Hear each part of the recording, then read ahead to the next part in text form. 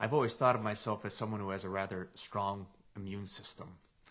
But I remember a time when I was in college, usually when the time that I think that I had the strongest immune system. But I remember with my roommates in our apartment, we ordered some Little Caesars pizza. It was kind of when they came out with the hot and ready pizzas again, and we got two or three of those. And on a Saturday afternoon, we binged on pizza and had a great old time.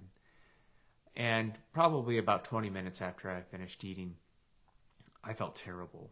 I just felt all the gurgling inside. I felt this is not good. This is not worth it. And I looked over at my roommate and I said, "Can we never do this again?" It's a strange thing for me to say because, usually I'm thinking, well, it's worth it. Usually I'm fine with it. But it was something I couldn't do anymore. And there's some things in life that perhaps, if we have an allergy to it, or there's some things that we just know, I can't do that. Some people can't ride a roller coaster because they have a condition that wouldn't allow that. Or, there's a lot of different things that can make it so I just can't do this thing or that thing. And I would propose, for myself and for a lot of us, there's probably a lot of things in our life that because of the way it affects us, we ought not to allow ourselves even the littlest taste of it. I think about sometimes, I'm not big on social media because when I do that, I just end up wasting a lot of time, or I end up doing a lot of other stuff. And that's not to make myself sound, great or glorious because of that. I just know that sometimes I can't handle that. I can't handle it, and I end up just being a person I don't want to be. Jesus today in the gospel says stuff that is really convicting to my heart.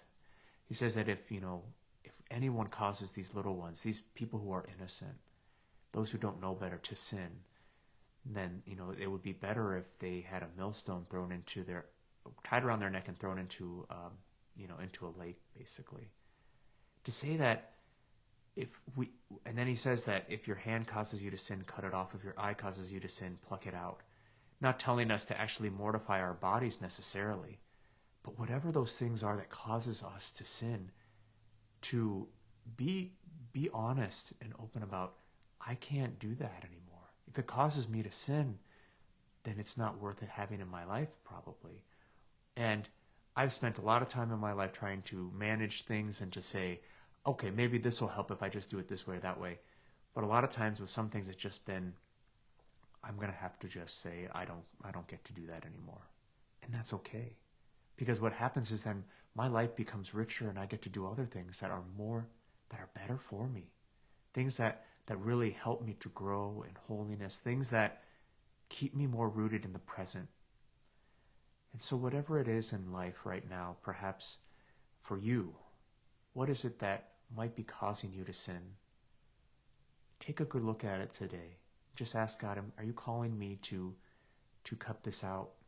To say I can't do it anymore?